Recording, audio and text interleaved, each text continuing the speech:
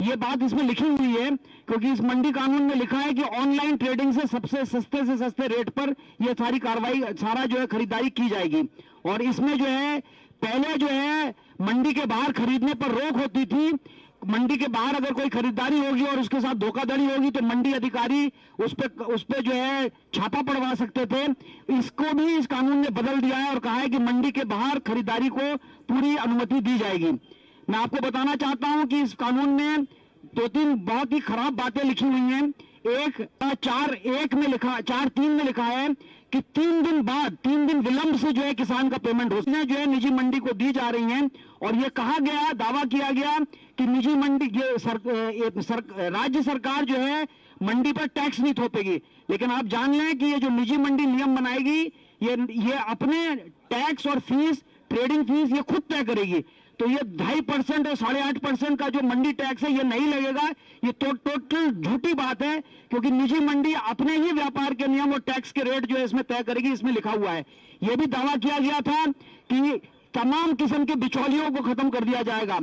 आप समझिए इसको कि यहां पर लिखा है कि फार्मर प्रोड्यूसर ऑर्गेनाइजेशन और सहकारी समितियां जो किसानों के हित में बनाई गई थी, जो किसानों के हित में काम करना था, उनमें बहुत शिकायतें थी हमें, लेकिन औपचारिक रूप से ये घोषणा थी कि किसानों के हित में काम करेंगी।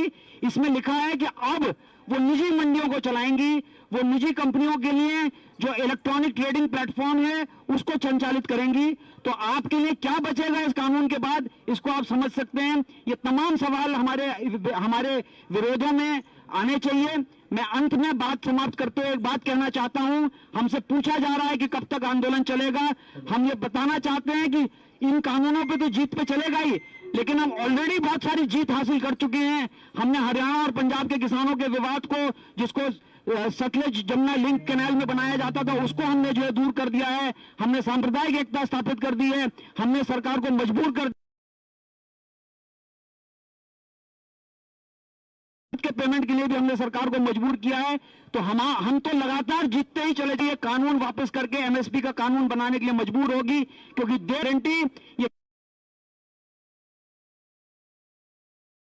का सवाल है। हम इनको विदेशी कंपनियों और कॉरपोरेट के हवाले नहीं सौंपना चाहते। बहुत बहुत धन्यवाद।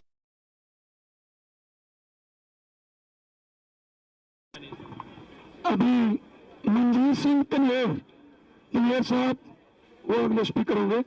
मंजीत सिंह तनेर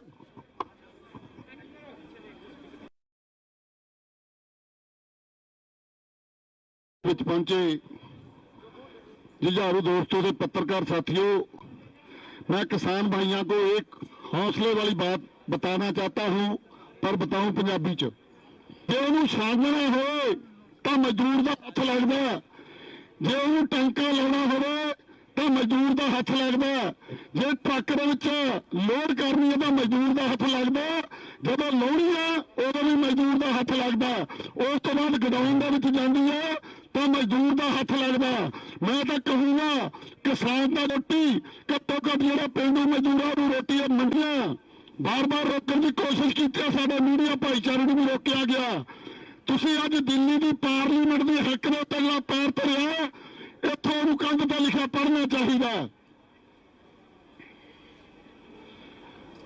तीजी गल, इको ही गल मैं दूजिया गलों में सहमत होंगे कहूँगा बई ਜਿਹੜੇ साडे संघर्षी लोग है उन्होंने संघर्षों वाल वध ध्यान देना चाहिए।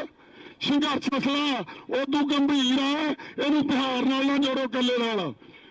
सो हुण तक जिहड़ा गद्दी ते बैठे हाकमां ने पहला मुल्क नूं अंग्रेजों तो लई गुरती के हिसाब नाल किस्तां दे विच बेचिया।